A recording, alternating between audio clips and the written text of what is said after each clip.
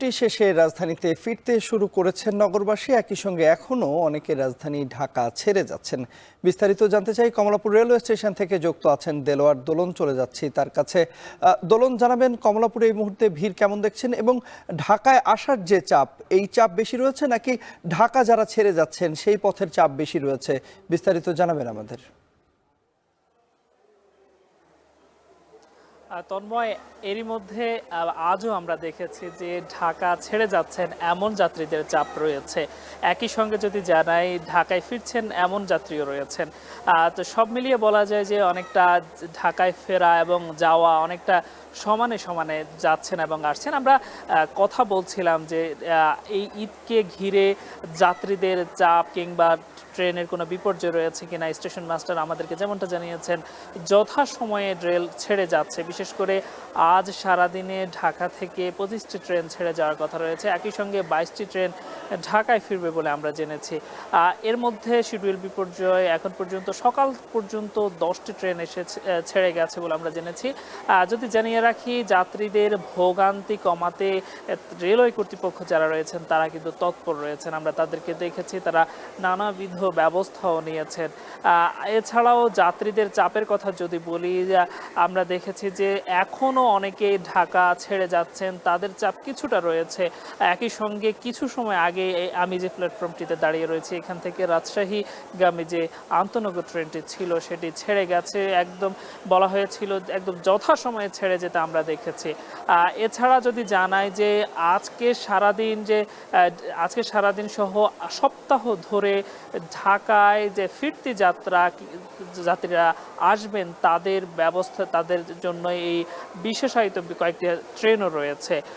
আমাদেরকে যেমনটা জানানো হয়েছে যে এবারকে ঈদ যাত্রায় দীর্ঘ ছুটি থাকার কারণে যাত্রীদের ভোগান্তি নিয়ে কিংবা দীর্ঘ সময় পর সরকারি অফিস কিংবা গার্মেন্টস সহ আলাদা আলাদা সময় চালু হওয়া কিংবা শুরু হওয়ার কারণে যাত্রীরা হুমড়ি খেয়ে পড়ছেন না যাত্রাপথে, কিংবা তারা সময় নিয়ে বের হতে পারছেন বলে আমাদেরকে জানিয়েছেন। ফলে এই যে এবছরও ঈদ যাত্রা যেমনিভাবে যাওয়ার সময় মানুষ নির্বিঘ্নে যেতে পেরেছেন, ফিরতি যাত্রায়ও তাদের অনেকটা স্বস্তিদায়ক হবে বলে আমরা জানতে পেরেছি, কিংবা স্টেশন মাস্টার সংশ্লিষ্টরা আমাদেরকে জানিয়েছেন। আরেকটু জানাতে চাই, গতকালও প্রায় 19টি ট্রেন ঢাকার কমলাপুর স্টেশন থেকে ছেড়ে গেছে, আর ফিরতি ট্রেন হিসেবে 18টির মতো ট্রেন এসেছে। আজকে তার চেয়ে কিছুটা বেশি যাত্রীদের আমাদেরকে স্টেশন মাস্টার থেকে বলা হয়েছে যে তাদের সব ধরনের ব্যবস্থা নেওয়া হয়েছে যাত্রীদের নির্বিঘ্নে যাতায়াতের জন্য।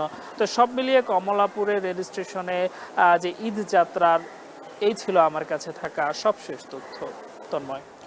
কমলাপুর রেলওয়ে স্টেশন থেকে আমাদের সঙ্গে যুক্ত হয়েছিলেন সহকর্মী দেলোয়ার দোলন। রেলওয়ের পর এবার আমরা আপনাদের জানাতে চাই সড়ক পথের চিত্র। ঈদের চতুর্থ দিনও ঘরমুখো হয়েছেন অনেকে। এতে বিভিন্ন সড়ক মহাসড়কে বাড়ছে যাত্রী এবং যানবাহনের চাপ। বিস্তারিত জানাতে টাঙ্গাইলের এলেঙ্গা থেকে আমাদের সঙ্গে যুক্ত আছেন সহকর্মী কাউসার আহমেদ। চলে যাচ্ছি তার কাছে।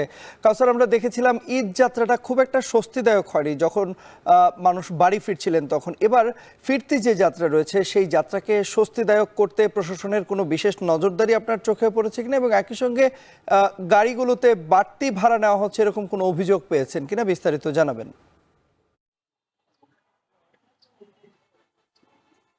এই ঢাকা টাঙ্গাইল যমুনা সেতু মহাসড়কে ঈদ যাত্রার পরে অতিরিক্ত ভাড়া আদায় করা হচ্ছে। ঈদের আগেও অতিরিক্ত ভাড়া আদায় করা হয়েছিল। এ বিষয়ে জেলা প্রশাসন সহ ঊর্ধ্বতন কর্মকর্তাকে যাত্রী এবং সাংবাদিকদের পক্ষ থেকে অবগত করা হলেও তারা এখনো পর্যন্ত কোনো ব্যবস্থা গ্রহণ করেনি। আমি সকাল থেকে টাঙ্গাইল শহরের যে বাস স্ট্যান্ড এবং ঢাকা টাঙ্গাইল যমুনা সেতু মহাসড়কের গুরুত্বপূর্ণ এলাকা আমি ঘুরেছি। আমি দেখেছি যে যাত্রীদের কাছ থেকে 100 টাকার ভাড়া 300 থেকে 400 টাকা পর্যন্ত আদায় করছে। যারা যাত্রী রয়েছেন তারা বলছেন যে এই মহাসড়কে গণপরিবহনের সংকট রয়েছে।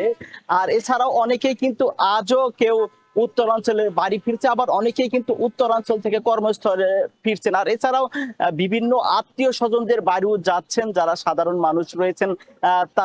তারা বলছিলেন যে যেহেতু ঈদের আগে প্রায় 68 ঘন্টার যানজট ছিল। এখন যানজট না থাকলেও দিন দিন এই মহাসড়কে যানবাহনের চাপ বাড়ছে।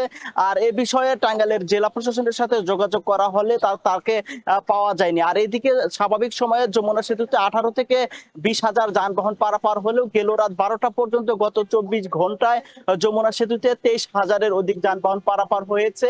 এতে টোল আদায় হয়েছে প্রায় 1.5 কোটি টাকা।